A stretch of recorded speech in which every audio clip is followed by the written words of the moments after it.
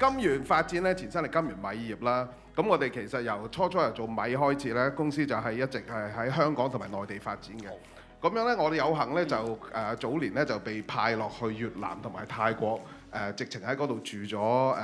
2年。咁可以見到當地其實啲人民嘅需要係點樣樣，啲社會需要係點樣樣，亦都係我可以認識到當地嘅政商界唔同嘅人。咁之後咧，我哋就金源發展咧，而家就係去開始到expand 到去東南亞同埋唔同嘅地方，包括喺越南啦，我哋越南做便利店啦，而家我哋係越南最大嗰間國際便利店就係under 金源，就係 under 金源發展嘅。咁另外喺泰國、馬來西亞、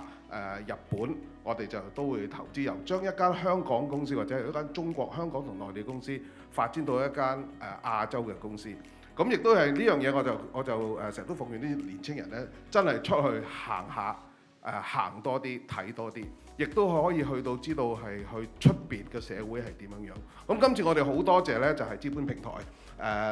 頒呢個獎俾我啦，或者同埋我同我嘅團隊啦。咁呢個係非常之榮幸嘅，多謝大家。